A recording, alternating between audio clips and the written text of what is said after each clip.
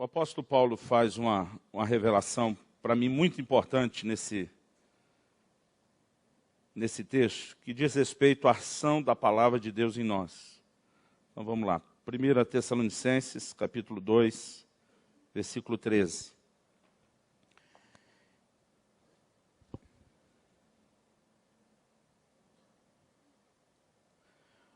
Outra razão, e diz assim: outra razão ainda temos nós, para incessantemente dar graças a Deus, é que tendo vós recebido a palavra que de nós ouvistes, que é de Deus, acolhestes não como palavra de homens, e sim como em verdade é, a palavra de Deus, a qual, com efeito, está operando eficazmente em vós, os que credes.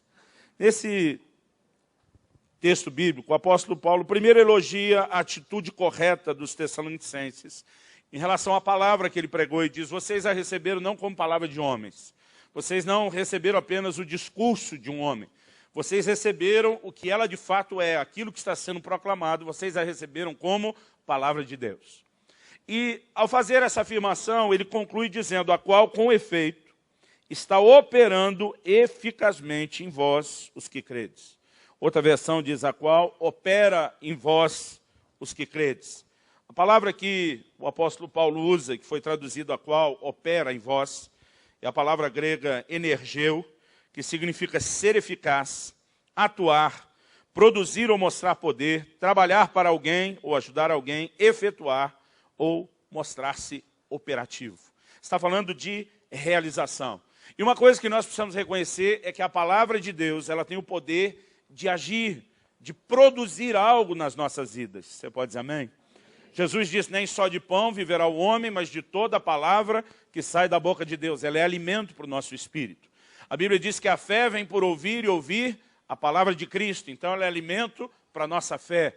No Salmo 19:7, a Bíblia diz: a lei do Senhor é perfeita e restaura a alma. Tiago diz: acolhei com mansidão a palavra em vós implantada, a qual é poderosa para restaurar a vossa alma. E nós podemos enumerar aqui uma série de coisas que a palavra de Deus vai fazer por nós. A razão pela qual o cristão não deveria ler a Bíblia apenas procurando informação, ele não deveria ler ou estudar a palavra de Deus apenas querendo compreender a doutrina, mas nós precisamos permitir que a palavra de Deus nos toque, que ela renove a nossa mente, que ela reprograme a nossa forma de pensar e de crer. E, como eu disse, poderíamos fazer uma lista daquilo que a palavra de Deus faz. No entanto, para que a palavra de Deus possa operar na nossa vida, nós precisamos interagir de forma correta com ela. E Paulo está dizendo: vocês receberam a palavra pregada. Ele diz: tendo vós recebido a palavra que de nós ouviste. Primeiro, ele fala sobre receber. Depois ele diz: acolheste não como palavra de homem, e sim como palavra de Deus. Nesses dois verbos, recebido, e acolhestes, receber e acolher, ele está falando de uma interação que nós precisamos ter com a palavra. Depois ele diz: a qual opera eficazmente em vós. Mas para que a palavra de Deus opere em nós, ela precisa ser recebida. No livro de Tiago, no capítulo 1, no versículo 21, nós falamos recentemente, usamos esse texto para falar sobre o princípio de restauração da alma. Tiago, capítulo 1,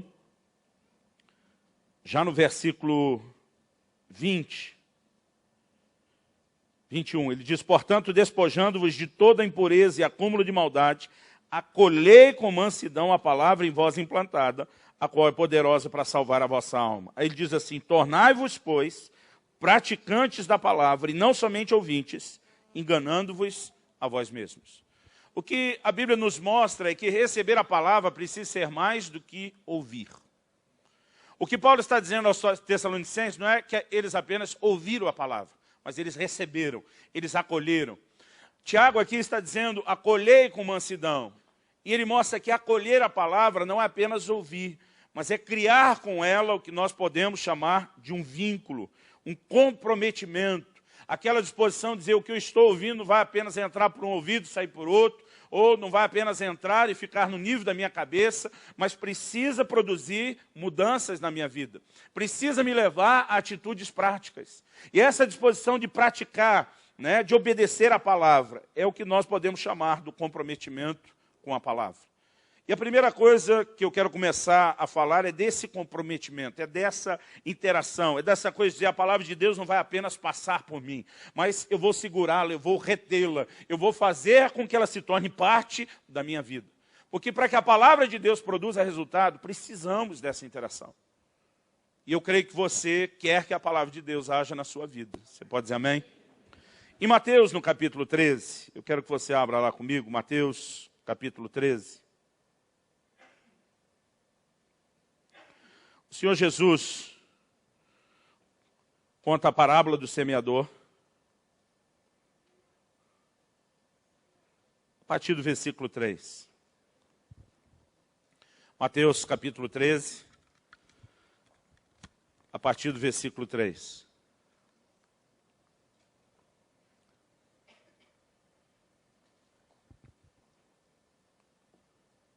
O texto diz assim: e de muitas coisas lhes falou por parábolas, e dizia, eis que o semeador saiu a semear. E ao semear, uma parte caiu à beira do caminho, e vindo as aves a comeram. Outra parte caiu em solo rochoso, onde a terra era pouca, e logo nasceu, visto não ser profunda a terra. Saindo, porém, o sol a queimou, e porque não tinha raiz, secou-se. Outra caiu entre os espinhos, e os espinhos cresceram e a sufocaram. Outra, enfim, caiu em boa terra e deu fruto, a 100, a 60 e a 30 por 1. Então, o Senhor Jesus diz, a partir do versículo 18, atendei vós, pois, a parábola do semeador. A todos os que ouvem a palavra do reino. Presta atenção na frase. A todos os que ouvem a palavra do reino. E não a compreendem, vem o maligno e arrebata o que lhes foi semeado no coração. Esse é o que foi semeado à beira do caminho. 20. O que foi semeado em solo rochoso, esse é o que ouve a palavra. Essa característica de ouvir a palavra está ligada aos 4 tipos de solo. Esse é o que ouve a palavra e a recebe logo com alegria, mas não tem raiz em si mesmo, sendo antes de pouca duração. Em lhe chegando a angústia ou a perseguição por causa da palavra, logo se escandaliza. Depois ele diz, o que foi semeado entre os espinhos é o que ouve a palavra. Destaque, né? Eu quero dar o destaque novamente para ouvir a palavra. Porém, os cuidados do mundo e a fascinação das riquezas sufocam a palavra e ela fica infrutífera. Mas o que foi semeado em boa terra é o que ouve a palavra e a compreende. Este frutifica e produz a 100, a 60 e a 30 por 1. O que o Senhor Jesus está dizendo e declarando para a gente aqui é que não adianta apenas ouvir a palavra. É lógico que é importante ouvir, né? Uma pessoa que para ouvir já avançou em relação àquela que nem ouve a palavra. Mas apenas ouvir a palavra não é suficiente. É a atitude que nós temos diante da palavra, é a forma como nós ouvimos, é a maneira como nós recebemos a palavra que determina se ela vai produzir fruto na nossa vida ou não. Então Jesus fala de uma semente, caiu à beira do caminho. O solo à beira do caminho é aquele que de tanto ser pisado, né, dificilmente a semente vai entrar, porque o solo não foi arado, não foi preparado para isso, e porque não entrou, a Bíblia diz, as aves do céu vieram e comeram. E Jesus compara as aves do céu, na interpretação que ele mesmo dá, aos demônios. E ele diz que eles roubam a palavra. De quem que eles roubam a palavra? Eles roubam a palavra daqueles onde a semente, mesmo depois de ter sido ouvida a palavra, a semente não consegue entrar. E o que Jesus definiu como não entrar, ele diz, são aqueles que ouvem e não entendem. No entanto, aquele que frutifica, nós acabamos de ler, a palavra de Deus diz que é aquele que ouve e entende. Então, querido, entender a palavra é a essência para que ela comece a frutificar. No meio, Jesus fala sobre criar raízes profundas. Eu creio que isso fala de não sermos superficiais, mas desenvolvemos profundidade no relacionamento com a palavra. Depois ele fala dos espinhos que vão crescendo junto, e há coisas que eu e você não podemos permitir que continuem juntos, somente a palavra de Deus em operação na nossa vida. Mas basicamente, entre o primeiro e o último solo, nós vemos que não adianta apenas ouvir, nós precisamos de uma atitude, e o principal para que ela frutifique tem a ver com a questão do entendimento. E o que eu quero compartilhar hoje com vocês é esse princípio do entendimento espiritual. E nós vamos fazer a distinção entre a compreensão meramente natural e o entendimento ou a compreensão espiritual, aquele lugar de revelação da palavra. Por quê? Se é necessário não apenas ouvir, mas entender a palavra, nós precisamos, então, conseguir processar o que é esse nível de entendimento necessário e como nós podemos entrar nesse lugar de entendimento. Porque tem muita gente, querido, que apenas ouve a palavra e não há mudança nenhuma na sua vida. Tem gente que até quer, diz, pastor, eu até quero, mas parece que aquilo não produz nada, não faz diferença, seja quando alguém está pregando, seja quando eu estou estudando a Bíblia, e nós precisamos entender onde, como a palavra de Deus consegue agir no coração de alguém. E eu creio que o ambiente principal de acolhimento da palavra precisa ser um ambiente de entendimento espiritual. Então, em primeiro lugar, é necessário esse comprometimento, dizer a palavra que eu estou ouvindo, eu vou deixar ela entrar, eu vou deixá-la trabalhar, eu vou deixá-la criar raízes, eu não vou deixá-la ser roubada nem sufocada, mas a maneira dela entrar e trabalhar está ligada a essa questão do entendimento. Então, eu quero falar agora um pouquinho sobre o entendimento espiritual. Abra sua Bíblia em Colossenses, no capítulo 1.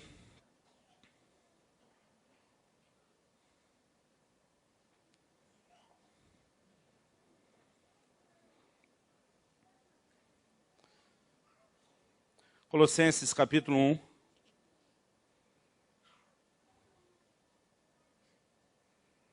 Versículo 9.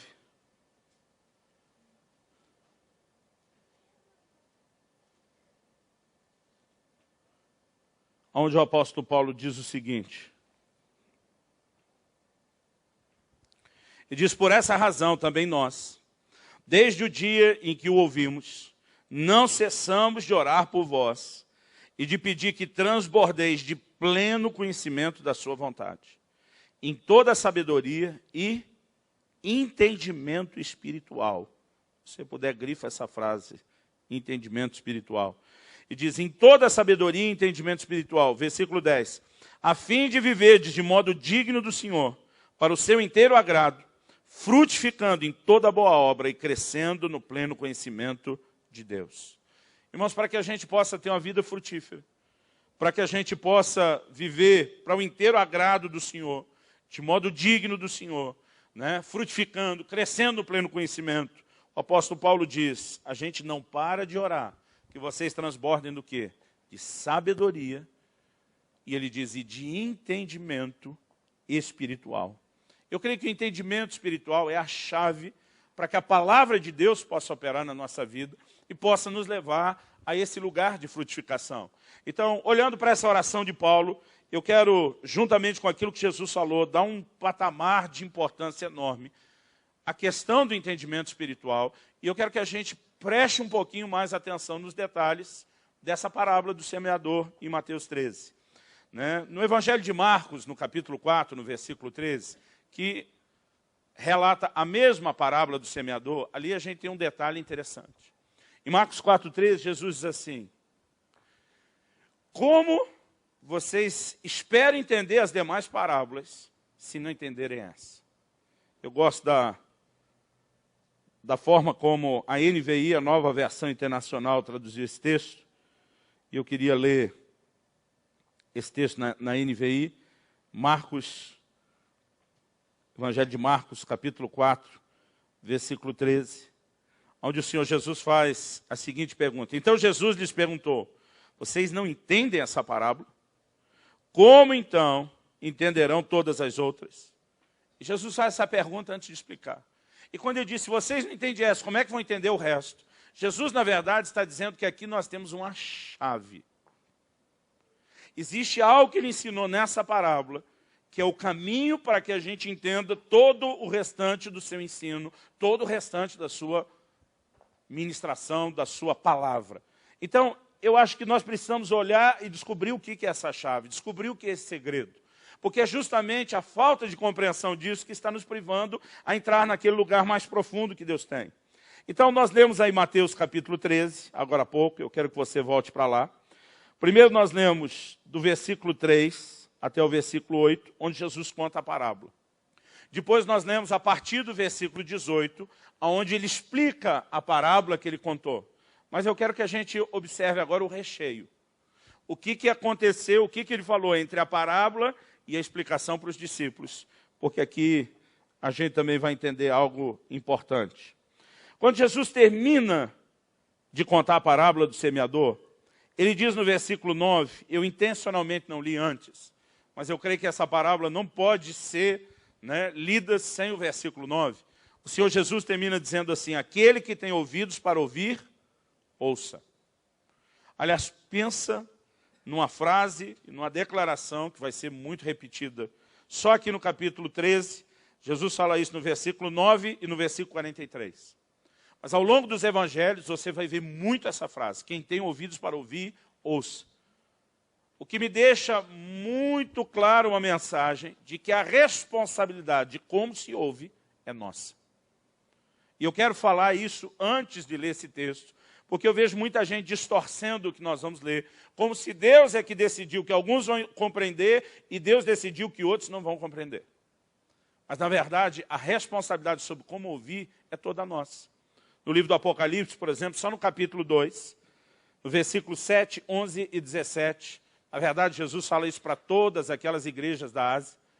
Ele diz, quem tem ouvidos para ouvir, ouça o que o Espírito diz às igrejas. Então, era uma frase que ele usava enquanto caminhou aqui na terra. Era uma frase que ele envia mensagem profética dizendo aí, quem tem ouvidos, ouça. O que Deus está dizendo, a responsabilidade de ouvir e entender é de cada um de vocês. Com isso em mente, vamos lá. Aquele que tem ouvidos para ouvir, ouça. Versículo 10. Os discípulos aproximaram-se dele e perguntaram, por que falas ao povo por parábolas? Por que o Senhor está usando essas alegorias? Para que esse simbolismo todo? Versículo 11, ele respondeu, a vocês foi dado o conhecimento dos mistérios do reino dos céus, mas a eles não.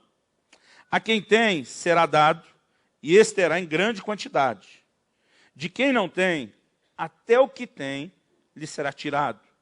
Por essa razão, eu lhes falo por parábolas. E aqui vem uma citação do profeta Isaías. Porque vendo eles não veem, e ouvindo não ouvem nem entendem. Nele se cumpre a profecia de Isaías. Ainda que estejam sempre ouvindo, vocês nunca entenderão. Ainda que estejam sempre vendo, jamais perceberão. Pois o coração desse povo se tornou insensível. De má vontade ouviram com seus ouvidos e fecharam os seus olhos. Se assim não fosse, poderiam ver com os olhos, ouvir com os ouvidos, entender com o coração e converter-se, e eu os curaria. Mas felizes são os olhos de vocês porque veem, e os ouvidos de vocês porque ouvem. Pois eu lhes digo a verdade, muitos profetas e justos desejaram ver o que vocês estão vendo, mas não viram, e ouvir o que vocês estão ouvindo, mas não ouviram. Portanto, ouçam o que significa a parábola do semeador. Ou seja, tudo que Jesus falou, do versículo 9 aqui ao 17, está intimamente ligado a essa parábola.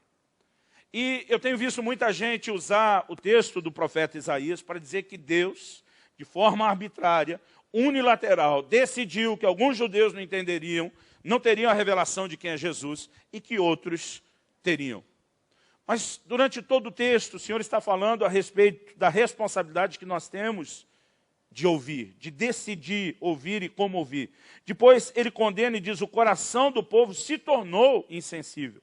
Deus acusa eles dizendo, de má vontade, ouviram com os ouvidos, fecharam os seus olhos. Se assim não fosse, se eles não tivessem agido dessa forma, poderiam ver e ouvir. Quando ele está dizendo aos discípulos, bem-aventurados são vocês, ele não está dizendo, Deus é que decidiu escolhê-los. Ele está dizendo, bem-aventurados são vocês por terem a atitude correta, que permite que o entendimento chegue até vocês. Então nós precisamos entender que, de fato, há verdades no plano espiritual. No versículo 11, Jesus diz assim, ele respondeu, a vocês foi dado o conhecimento dos mistérios do reino dos céus, mas a eles não. A primeira coisa que Jesus está dizendo é que o reino de Deus tem mistérios. A palavra mistério significa segredo. E eu creio que é desejo de Deus, querido, revelar o segredo.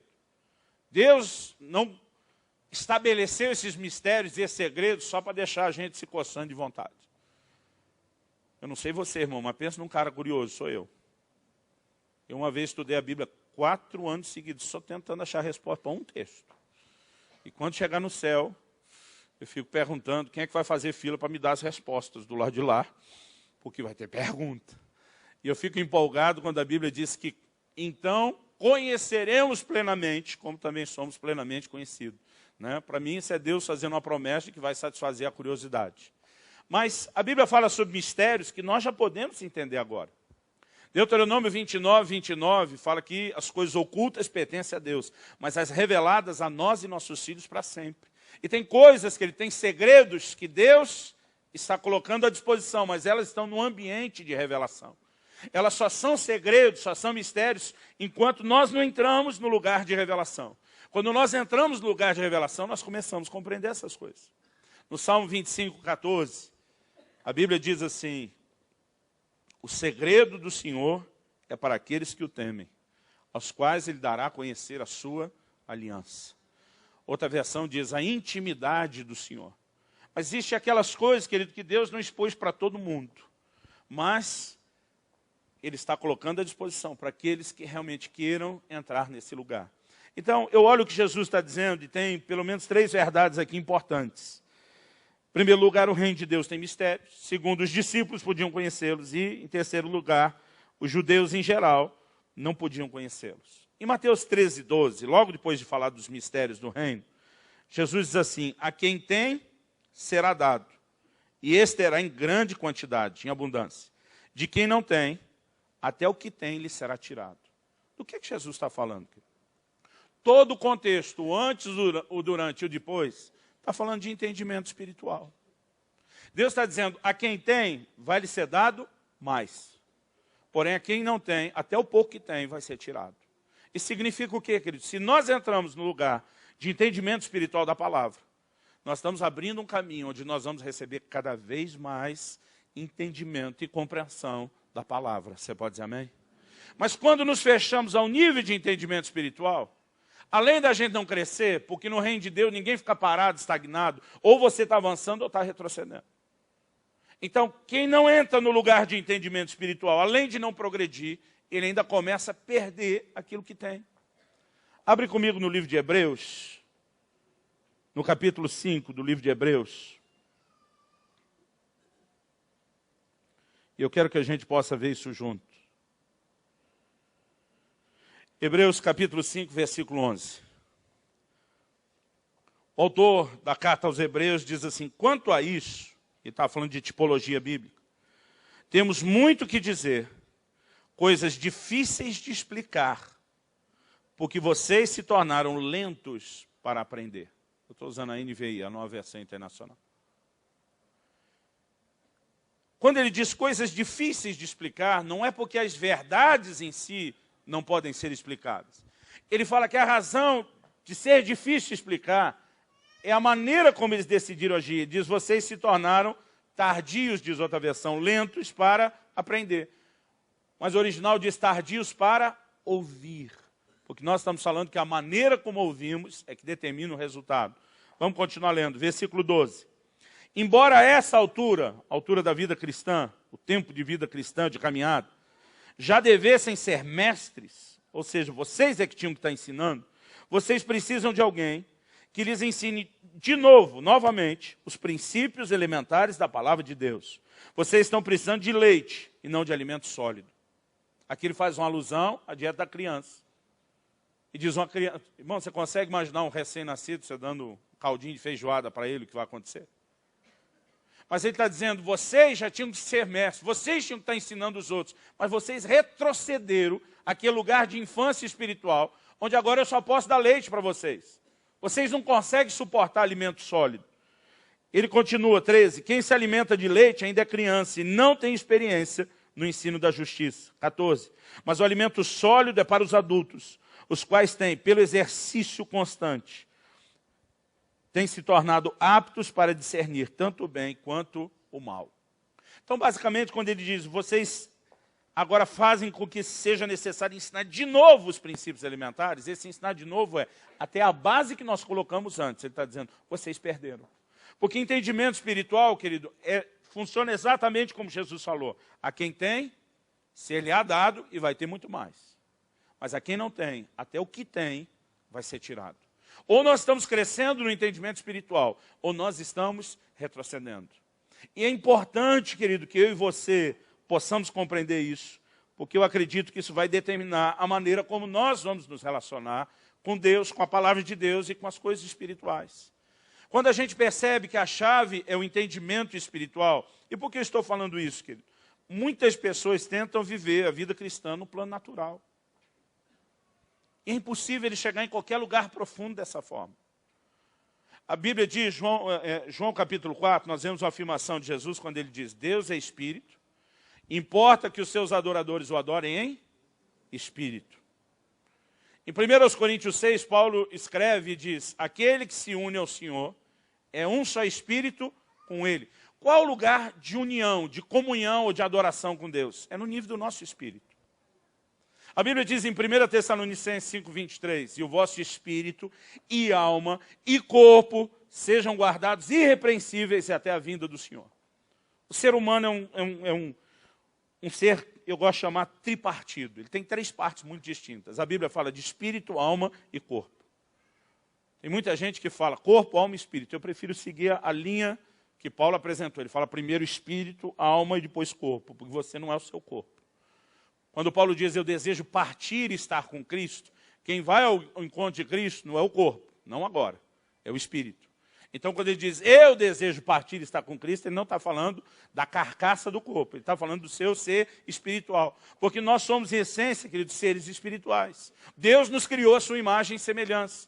A Bíblia diz, Deus é espírito e os seus adoradores precisam adorá-lo em espírito. O problema da maioria de nós não entrarmos nesse lugar espiritual, de crescimento, de sensibilidade, é que a nossa interação com o reino de Deus é muito baixa. E com a palavra de Deus, querido, não é diferente. Em João 6,63, Jesus diz, as minhas palavras são espírito e vida. Abra lá comigo, João capítulo 6. Verso 63. Jesus diz assim, o espírito é o que vivifica. A carne para nada aproveita. A NVI traduziu assim, a carne não produz nada que se aproveite. Então ele diz, as palavras que eu lhes disse são espírito e vida. Ele está dizendo, o que dá vida é o espírito. A carne não aproveita para nada. E diz, e as palavras que eu falo para vocês são espírito. Ou seja, se vocês não aprenderem a recebê-la no nível do espírito, ela não vai produzir vida em vocês. E eu creio que essa é a dificuldade de muita gente. Tenta receber a palavra de Deus somente no nível natural. Irmãos, a nossa sabedoria, por maior que seja, ela não é páreo para conseguir acompanhar a mente de Deus. Eu creio que a necessidade do entendimento espiritual, ela reside justamente na nossa incapacidade de compreender a palavra de Deus por nós mesmos. E há muitos textos bíblicos que falam disso. Isaías 55, por exemplo, ali no versículo 8 e 9, a Bíblia diz que os pensamentos de Deus são mais altos que os nossos pensamentos. A gente não tem capacidade de acompanhá-lo. Em 1 Coríntios, no capítulo 2, no versículo 14, a Bíblia diz que o homem natural, a palavra traduzida natural ali no original grego é psíquico, entregue ao seu psique, a sua mente. O homem natural não compreende as coisas do Espírito, porque para ele são loucura. A Bíblia diz que essas coisas se discernem espiritualmente. Então, o lugar de compreensão não é na nossa razão. Semana que vem, se Deus permitir, eu vou falar mais sobre isso. Eu vou compartilhar uma mensagem chamada Mente de Cristo em nós. E nós precisamos entender o que é esse lugar de entendimento espiritual. Porque o psique, querido, sua mente, a razão, ele não consegue absorver a revelação da palavra de Deus. Mas nós somos seres espirituais. O intelecto, a razão é parte da nossa alma, mas o lugar de entendimento espiritual, quando a Bíblia fala de entendimento espiritual, é um entendimento no nosso espírito, que provém do Espírito Santo. Eu fico observando alguns textos, e é evidente, querido, na Bíblia, a necessidade, a importância de revelação. No Salmo 119, 18, o autor diz assim, desvenda os meus olhos, para que eu contemple as maravilhas da sua lei. Desvenda os meus olhos. O que é o verbo desvendar? É tirar o véu. Qual o significado da palavra revelação no Novo Testamento? A palavra grega, Apocalipse. O nome do nosso último livro da Bíblia né? Na Bíblia, em português, nós ficamos com o nome no grego. Apocalipse significa revelação. Você pega a Bíblia, por exemplo, no inglês, você vai encontrar o nome do livro, Revelação, que é o significado da palavra Apocalipse. Sabe o que é revelação? É remover o véu. Então existe um véu que impede que algo seja enxergado. Revelação é quando se remove o véu e se permite que seja enxergado aquilo que não podia ser visto. Quando ele diz, desvenda os meus olhos, está dizendo, tira a venda dos meus olhos, tira o véu dos meus olhos. Eu creio que esse véu, querido, é quando eu e você estamos tentando nos mover só no nível de entendimento natural. E quando ele diz, desvenda os meus olhos para que eu contemple as maravilhas da sua lei, ele está dizendo, eu jamais vou entrar no lugar profundo da sua palavra sem que haja essa ação de revelação. E eu e você precisamos de revelação. Você pode dizer amém? Abra comigo em Mateus, no capítulo 11, do versículo 25 ao 27. Eu estava falando para minha esposa hoje no carro, enquanto a gente vinha para cá.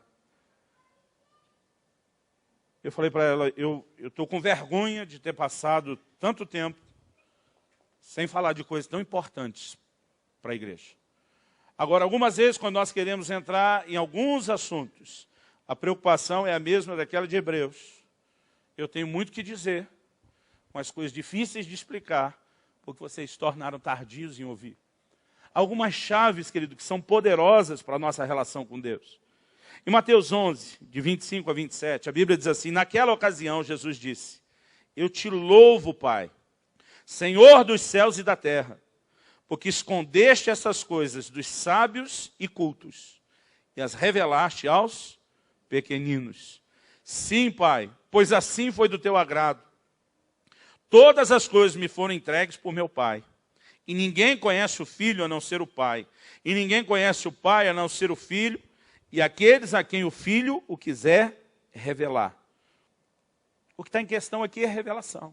Só que ele diz assim, escondestes, ocultastes essas coisas dos sábios e cultos. Alguns níveis de verdades do reino espiritual, que os mais sábios, os mais intelectuais, os mais cultos, eles não vão conseguir chegar lá. Porque Deus decidiu que aquilo não estaria ao alcance da razão e do intelecto. Ninguém vai entrar nesse lugar pela sua capacidade.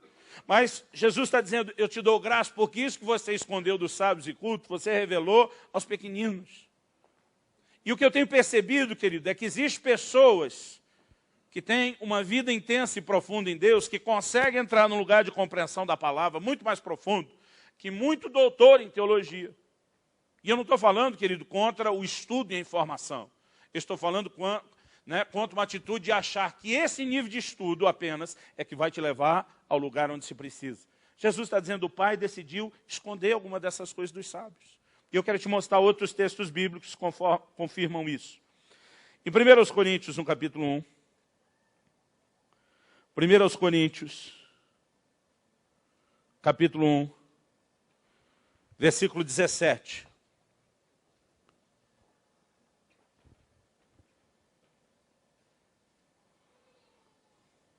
Paulo diz assim, pois Cristo não me enviou para batizar, mas para pregar o Evangelho, não porém com palavras de sabedoria humana. Olha esse detalhe. Para que a cruz de Cristo não seja esvaziada. Ele disse, se eu tentar proclamar o Evangelho, baseado só em palavras de sabedoria humana, num discurso intelectual rico e profundo, ele diz, eu vou acabar com a mensagem da cruz. Versículo 18, pois a mensagem da cruz é loucura para os que estão perecendo, mas para nós que estamos sendo salvos é o poder de Deus. Irmãos, fala sério. Quem de nós, ao ouvir o Evangelho só de forma racional, ia conseguir concordar com tudo aquilo que a gente crê? A Bíblia diz, para os que se perdem, para quem ainda não foi restaurado no nível do seu espírito, que é onde pode receber entendimento espiritual, é loucura, não faz sentido. Para nós somos salvos, é o poder de Deus. Agora ele diz, pois está escrito. Então aqui está continuando o raciocínio. Destruirei a sabedoria dos sábios e rejeitarei a inteligência dos inteligentes. Deus fez uma promessa, ele diz, eu vou destruir a sabedoria dos sábios, o conhecimento ou a inteligência dos inteligentes. Ou seja, eu não vou permitir que pessoa alguma entre no lugar de compreensão das minhas verdades só com a sua cabeça, por melhor que seja. Vamos continuar lendo o texto. Onde está o sábio? Versículo 20. Onde está o erudito? Onde está o questionador dessa era? Vamos lembrar, querido, que embora Paulo estivesse vivendo nos dias do Império Romano, os gregos haviam estabelecido um padrão de cultura no mundo impressionante. Promoveram o conhecimento. A filosofia ganhou força como nunca teve. Mas Paulo está perguntando, onde está o sábio? Onde está o erudito? Onde está o questionador dessa era? Acaso não tornou Deus louca a sabedoria desse mundo? Visto que na sabedoria de Deus o mundo não o conheceu por meio da sabedoria humana, agradou a Deus salvar aqueles que creem por meio da loucura da pregação. Ele diz, os judeus pedem sinais miraculosos e os gregos procuram sabedoria. Nós, porém, pregamos a Cristo crucificado, o qual é de fato escândalo para os judeus e loucura para os gentios. Versículo 24. Mas para os que foram chamados, tanto judeus como gregos, nós, Cristo é o poder de Deus e a sabedoria de Deus. Porque a loucura de Deus é mais sábia que a sabedoria humana. E a fraqueza de Deus é mais forte que a força do homem. Nós vamos, ao longo da Escritura, encontrando isso. Avança comigo para o capítulo 2. Só para ganhar tempo, a partir do versículo 1. Paulo diz, eu mesmo, irmãos, quando estive entre vocês, não fui com discurso eloquente, nem com muita sabedoria para lhes proclamar o mistério de Deus. Olha como ele chamou o evangelho, o mistério de Deus. Pois decidi nada saber entre vocês, a não ser Jesus Cristo e esse crucificado. E foi com fraqueza, temor e muito tremor que estive entre vocês.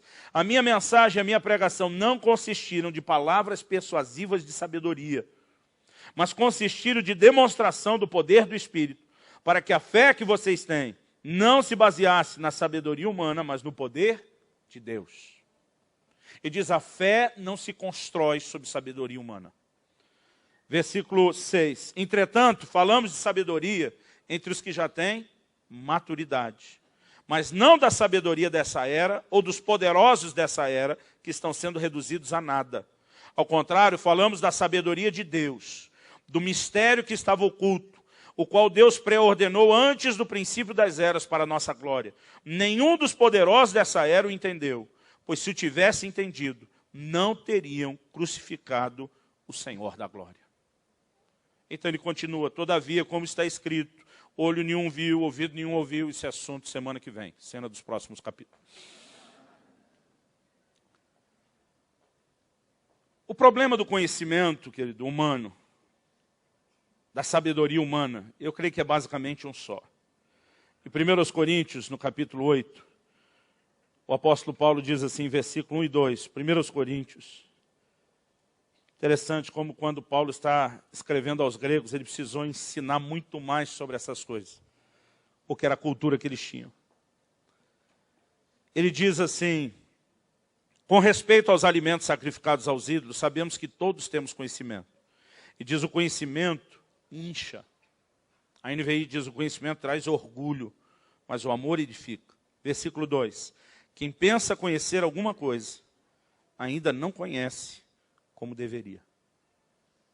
Qual o problema, querido, do conhecimento humano? Paulo diz, ele incha, ele faz a pessoa ficar cheia de orgulho. Isso faz com que a gente volte de novo lá em 1 Coríntios, dessa vez no capítulo 1. E eu quero que você olhe comigo o versículo 26. Ele diz, irmãos, pensem no que vocês eram quando foram chamados. Poucos eram sábios, segundo os padrões humanos. Poucos eram poderosos, poucos eram de nobre nascimento. Mas Deus escolheu o que para o mundo é loucura, para envergonhar os sábios. Escolheu o que para o mundo é fraqueza, para envergonhar o que é forte.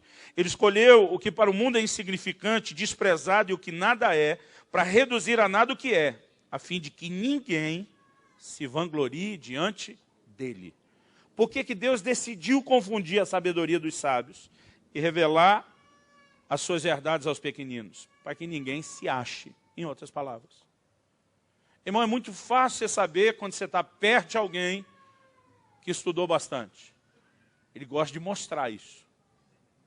A Bíblia diz, a ciência incha.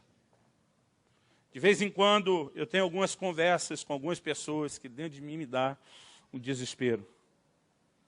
Até porque os irmãos sabem que eu não tenho estudo. Eu parei no 2º grau. Não tenho formação universitária, não tenho curso teológico. Não diria que sou um semi-analfabeto, porque eu li um pouco, mas... E às vezes eu sento no meio dos doutores, aí eles começam algumas conversas. Aprendi algo com meu pai, que você pode ser um autodidata, você pode absorver muito conhecimento. Mas eu me lembro que muitos anos atrás, quando eu queria ter ido para as melhores escolas teológicas, um dia o Espírito Santo falou para mim, quando eu te levantar como ensinador para as nações, eu não quero que você se orgulhe de nada. Eu não quero que você ache que foi você que chegou lá. De vez em quando a gente termina uma mensagem, alguém vem, pastor, eu admiro o senhor um pensador. Eu digo que se eu fosse um pensador, eu não entendia nada disso. Porque essas coisas que não são para os sábios desse mundo. Tem uns caras que eu admiro, os caras têm um QI enorme. Tem uns crentes assim que eu olho e digo que você é um cabeção, literalmente. Tem muita coisa ali dentro. Mas o entendimento espiritual, querido, ele não vem dessa forma. Entenda que eu não estou de forma alguma falando contra se tem informação. Mas nós precisamos entender que esse não é o caminho para se conhecer Deus ou para se viver num lugar profundo em Deus. Eu tenho visto gente que conhece a Bíblia de capa a capa e não vive praticamente nada do que sabe. Nós precisamos entrar nesse lugar onde a palavra é acolhida e ela precisa entrar, querido, através de revelação. Você pode dizer amém? Porque é isso que vai produzir diferença. O que é a revelação? É o entendimento espiritual. Abra comigo em Lucas 24, nós já vamos terminar. Lucas, capítulo 24, versículo 45. Jesus, depois de ressuscitado, aparece a 2 discípulos que estão a caminho de Emaús.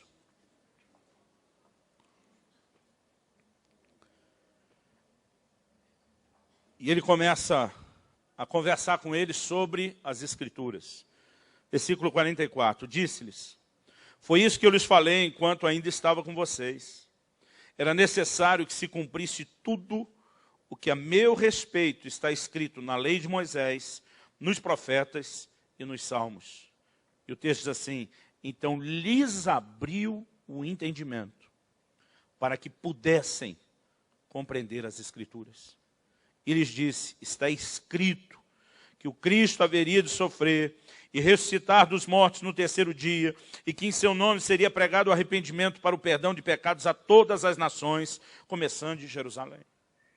Revelação, querido, muitas vezes é algo que as pessoas assustam quando a gente fala. Porque o aspecto sobrenatural da revelação não é como ela chega. Às vezes a gente vê Paulo dizendo, o evangelho que eu prego não recebi de homem algum, mas do próprio Senhor Jesus. E alguns acham que revelação é isso. Um anjo de Deus tem que aparecer, ou o próprio Jesus tem que aparecer. Né? Paulo usava essa linguagem, não foi carne e sangue quem me revelou essas coisas. Jesus fala isso para Pedro. Ele diz, não foi carne e sangue quem te revelou. Mas quando ele está conversando com Pedro, querido, não foi um anjo que apareceu, não teve nenhuma visão. Aquela verdade, ela se manifestou no espírito dele. Diferente das visões e revelações que Paulo teve. Então, a gente precisa entender, quando a gente fala de revelação, nós não estamos falando de como ela chega. Nós estamos falando do que chega. É o entendimento das Escrituras. É a revelação, é a compreensão da palavra. Porque aqueles camaradas, irmão, estudavam a Bíblia. Mas pensa num povo que estudava a Bíblia, querido, eram esses judeus. Jesus olha para aquela turma que o tempo todo ele bateu neles e diz, examinais as Escrituras. Ele reconhece isso, vocês examinam, vocês estudam minuciosamente, só que ele diz, são elas que dão testemunho de mim. Ele diz, no entanto, vocês não querem vir a mim para ter vida.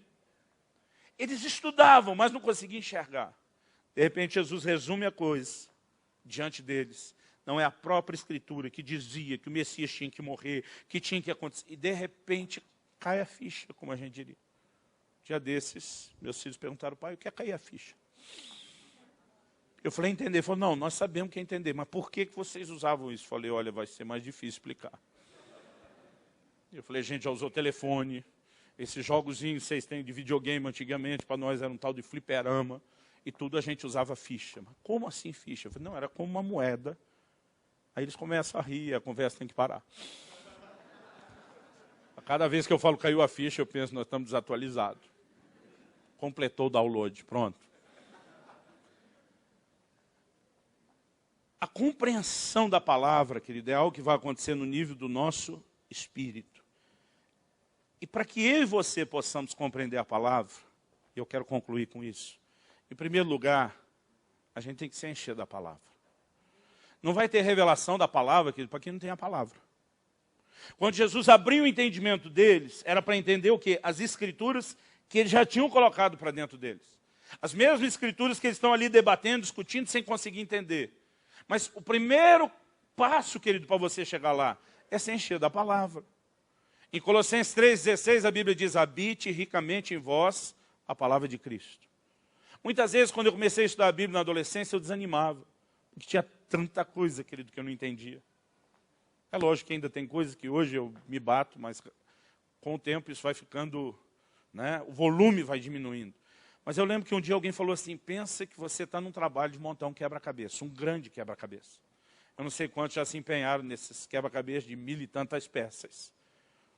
Mas se você não se programar e não criar uma ordem, dificilmente você vai conseguir, no meio de tanta peça, fazer alguma coisa. Mas eu lembro que a pessoa disse, normalmente eles começam pelas bordas. Eles separam as peças de acordo com cor. Então, se você tem lá o céu para cima, o oceano para baixo, já sabe que todas as peças daquela cor têm que ser colocadas para baixo. Aí vão achando as bordas, localizam as esquinas, né? E depois, à medida que você vai juntando peça dentro de uma certa ordem, você consegue encaixá-las. Alguém falou para mim, imagine que as primeiras vezes você vai ler a Bíblia, você só está descobrindo as peças que tem. Depois que você continua lendo a Bíblia, você consegue catalogar. Irmãos, eu era ainda adolescente. Eu tinha uma Bíblia que eu pintava cada assunto de uma cor. Eu lia com uma caixinha de lápis de cor do lado. Então, dependendo do assunto, eu pintava o versículo de uma cor. Hoje nós temos todos esses recursos, né, de maneira assim, muito prática, muito fácil. Né, e a maioria deles você tem no computador. Você dá um clique, ele procura, está tudo à disposição. Antigamente a gente não tinha isso. E à medida que você vai se envolvendo com a palavra, você começa a ter uma capacidade cada vez maior de juntar as peças, porque você tem informação. Agora, ter a informação dentro de você não é suficiente. Mas sem ela, você também não chega a lugar nenhum. E eu creio que o crente precisa tomar uma decisão. Ele tem que saber que ele não pode viver sem a Bíblia. Ele não pode viver sem a palavra de Deus. E a gente tem que se envolver com a palavra. Você pode dizer amém? Agora, em João 14, 26, Jesus fala a respeito do Espírito Santo, e ele diz assim, ele vos fará lembrar, e eu gosto desse verbo. João 14, 26, Jesus diz, o conselheiro, o Espírito Santo, que o Pai enviará em meu nome, lhes ensinará todas as coisas, e lhes fará lembrar tudo o que eu lhes disse. O Espírito Santo ensinar é assunto nosso da semana que vem, mas eu quero pegar esse gancho. Ele vos fará lembrar o que eu disse. Então, qual é a matéria-prima na qual ele trabalha? As palavras de Jesus, que nós já tivemos contato. Irmãos, eu me lembro, quando às vezes eu saía pregar, seja para as pessoas na rua, seja para aconselhar um irmão, e ficava impressionado, como naquela hora eu lembrava de versículo, que normalmente eu não lembrava em outros momentos. E foi essa experiência de perceber, enquanto você está testemunhando para alguém, que aqueles versículos vão sendo desenterrados, foi isso que me fez ter a convicção, nós podemos ter um auxílio, um guia espiritual, que vai nos levar a esse lugar da palavra. Agora, se ele me faz lembrar, e eu nem me enchi da palavra, eu não vou ter material para que ele possa trabalhar depois. Então, o primeiro passo que nós precisamos, se queremos o entendimento espiritual, é nos encher da palavra. Você pode dizer amém? E de forma prática, querido, nós precisamos entender o que é oração. O ambiente de oração, querido, não é só um ambiente onde você pede algo, Deus responde. Eu peço, Deus atende. Eu peço, Deus atende. Para muita gente é só isso, oração. O profeta Jeremias, diz lá em Jeremias 33:3, invoca-me, que te responderei. Então, existe essa parte, eu invoco, ele atende, sim. Mas ele não parou aí. Ele diz, anunciar-te-ei coisas grandes e ocultas que não sabes. O ambiente de oração, querido, é um ambiente de revelação da palavra. Às vezes as pessoas me perguntam, pastor, como é que o senhor prepara as mensagens? Quando o senhor está lendo a Bíblia, começa a ver as coisas, eu digo, não, é muito difícil eu preparar a mensagem quando eu estou lendo a Bíblia. Normalmente as mensagens me vêm quando eu estou orando. Porque o ambiente de oração, querido, é um ambiente de revelação, onde Deus começa a ativar o entendimento, onde as coisas começam a se encaixar. O que o salmista fez? Desvendo os meus olhos para que eu contemple as maravilhas da sua lei. Ele estava orando. Ele estava pedindo por revelação. E cada um de nós que deveria não apenas sentar com a palavra para gastar tempo com ela procurando entender, mas a gente precisa aprender a orar para que isso aconteça. A gente tem que orar por nós mesmos, e nós precisamos orar pelos outros. Em Efésios, no capítulo 1, a gente vê uma oração de Paulo, que eu não creio que ele faria pelos outros o que não faz para si. O princípio bíblico é que você ame ao próximo como se ama. A gente procura oferecer aos outros aquilo que a gente já colocou na vida da gente. Paulo diz assim: eu não deixo de dar graças por vocês, mencionando-os nas minhas orações. Eu peço que o Deus de nosso Senhor Jesus Cristo, o glorioso Pai, lhes dê espírito de sabedoria e de revelação no pleno conhecimento dele. Oro também para que os olhos do coração de vocês sejam iluminados, a fim de que vocês conheçam a esperança para a qual ele vos chamou, as riquezas da gloriosa herança dele. Então, para entrar no pleno conhecimento dele, para conhecer aquilo para o qual fomos chamados, ele diz: eu oro que o Pai vos dê espírito de sabedoria, de revelação, que ele ilumine os olhos do seu coração. Esse é o lugar e o ambiente de entendimento espiritual. Agora, como nós podemos chegar lá? Em primeiro lugar, abrindo falência da nossa capacidade de compreensão no nível intelectual sozinho. Nós precisamos de algo que envolve o plano espiritual. Para que esse algo do plano espiritual opere e funcione, além da gente reconhecer que sozinho não chega lá, a gente precisa se encher da palavra. E nós precisamos gastar mais tempo com Deus em oração, não apenas orando especificamente. Eu compartilho isso tanto no nosso livro do Conhecimento Revelado, como do livro do Falar em Língua. A gente tem um capítulo que é quase igual nos dois.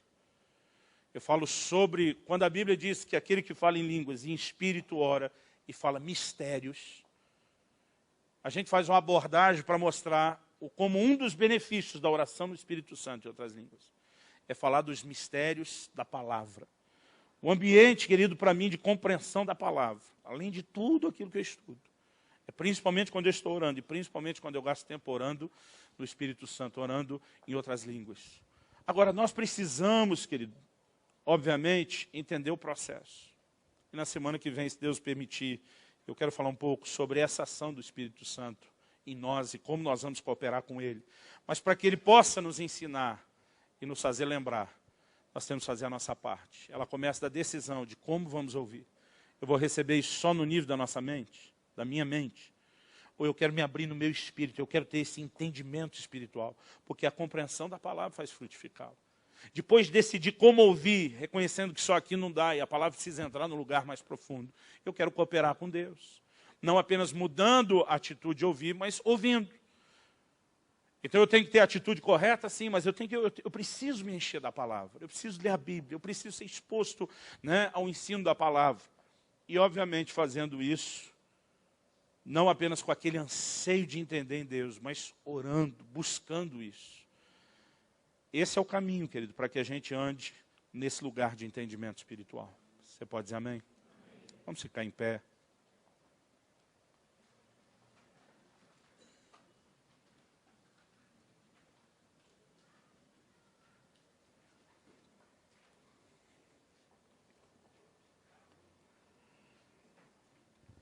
Eu gostaria que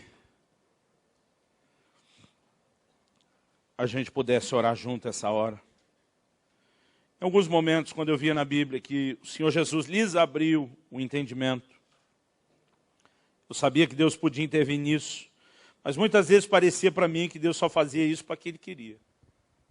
Em Atos 16, 14, Paulo está pregando na cidade de Filipos, e a Bíblia diz: uma das que ouviam era uma mulher temente a Deus, chamada Lídia, vendedora de tecido de púrpura, da cidade de Tiatira.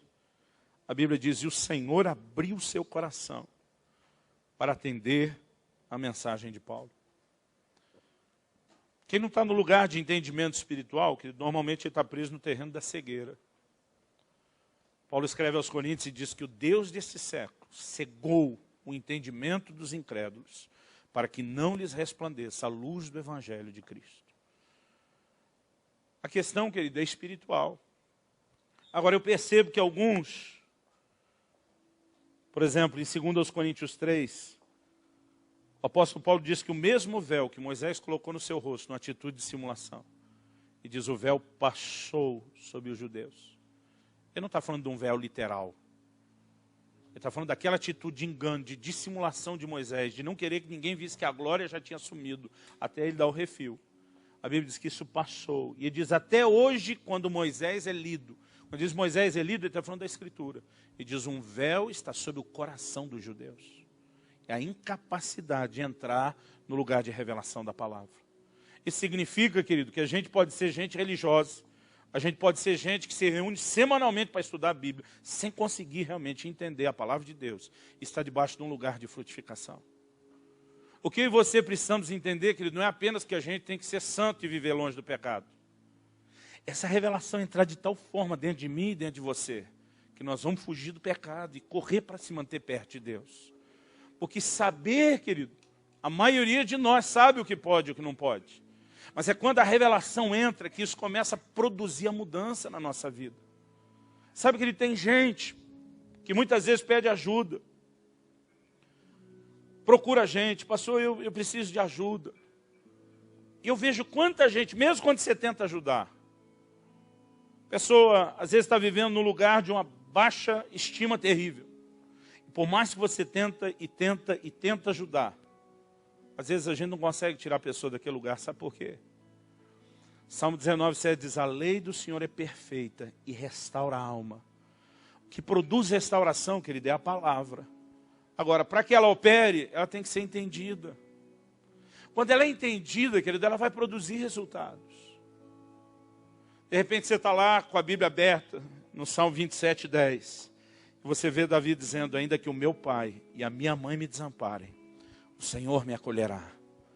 E a revelação começa a entrar no seu coração, de que paternidade de Deus não tem nada a ver com o tipo de paternidade que você teve. Que Deus não te deixa, que Deus não te abandona. E quando a revelação vai entrando, querido, sua alma vai sendo tão sarada. E você começa a corresponder, a interagir com Deus num nível diferente. Quando você começa a estudar a palavra de Deus e a revelação entra no coração, vai além da mente. E você está lá diante de Romanos 8:32. Se Deus não poupou nem mesmo a seu próprio filho, antes o entregou por amor de nós, como não nos dará juntamente com ele todas as coisas? O que a Bíblia está dizendo? Se Deus deu Jesus o que ele tinha de melhor, ele faz qualquer loucura por mim, por você. Agora tem crente que vai orar e não consegue nem ter certeza se ele vai ser ouvido. Ele não consegue ter certeza do valor que tem. Aí o diabo sapateia na cabeça dele, na vida dele, diz, você não vale nada. Irmão, quando o diabo fala isso, eu digo para ele que não vale é você, que não tem resgate, não tem redenção. A Bíblia diz que eu fui comprado por preço. E se o preço foi pago, foi caro, querido, eu tenho valor. Uma coisa está conectada à outra. E quanto mais eu e você vamos entrando no entendimento espiritual da palavra, isso vai mudando a nossa atitude. Aí eu não começo a olhar para mim, querido, de acordo com a minha história, com o que disseram a meu respeito. Eu vou entrando no lugar de revelação. Tem gente, querido, que passa a vida debaixo de culpa e vergonha por causa do passado. Mas a Bíblia diz que nenhuma condenação mais há para aqueles que estão em Cristo Jesus. A Bíblia diz que se alguém está em Cristo é uma nova criatura, as coisas velhas já passaram, eis que tudo se fez novo agora. Se você não entra no entendimento espiritual, querido, você vai ser como os judeus, semanalmente ouvindo a palavra, mas ela não opera em você. Talvez a cabeça até está cheia da informação, mas isso não vai para a prática. E nós precisamos entrar nesse lugar de uma compreensão espiritual. Você pode dizer amém? Eu louvo a Deus, uma das pessoas que me inspirou a respeito disso, há pelo menos uns 20 anos atrás, foi o pastor Francisco. Ele é uma das pessoas para quem eu fiz a dedicatória, né, é dedicatória que chama? Não? A dedicatória do livro. Eu olhava para o pastor Francisco e a turma gostava de ouvi-lo. A gente definia o Francisco de forma diferente dos muitos doutores que às vezes a gente queria ouvir ensinar a Bíblia. A gente dizia que o Francisco tinha uma sabedoria rural. Porque ele simplificava as coisas. Até hoje me lembro de uma mensagem de 20 e tantos anos atrás, onde ele deu uma ilustração. E ele falou de um camarada que comprou lá um passarinho, acho que era um canarinho. E comprou o canarinho, que o canarinho cantava que só, era uma coisa assim especial. Mas depois que levou para casa, o canarinho parou de cantar. Primeiro dia não cantou, segundo dia não cantou. E voltou lá para o dono da loja e falou, o canarinho parou de cantar. Eu falei, talvez ele está se sentindo sozinho. Que aqui a gaiola estava no meio de muitos e tal. Vamos colocar um espelhinho, ele vai ver o reflexo, ele acha que é outro canarinho, né? Tentou, não deu. Vamos colocar um puleirinho para ele balançar. Não deu. Eu sei que deu uns 4 dias, o canarinho morreu. Aí o cara perguntou para o dono, mas você deu o alpiste? Ele falou, é mesmo, hein? Eu lembro do Francisco pregando, contando histórias como essa. E dizendo, a igreja hoje em dia está assim. É espelhinho para cá, é balancinho para lá, mas falta palavra, falta alimento. E sabe, querido, se eu e você não comermos de Deus, a igreja pode criar para você um monte de entretenimento. E você vai morrer. Porque o que nós precisamos, querido, é de alimento. É de revelação da palavra. A única forma como o alimento entra é pela revelação. E nós temos que buscar isso. Você pode dizer amém? Vamos orar. Pai, pedimos a tua graça. Pedimos o teu socorro. Pedimos a tua ajuda. Para que essas verdades, para que esse entendimento entre. Pai, nós não queremos apenas arrazoar sobre isso no nível intelectual. E apenas deixar que isso passe.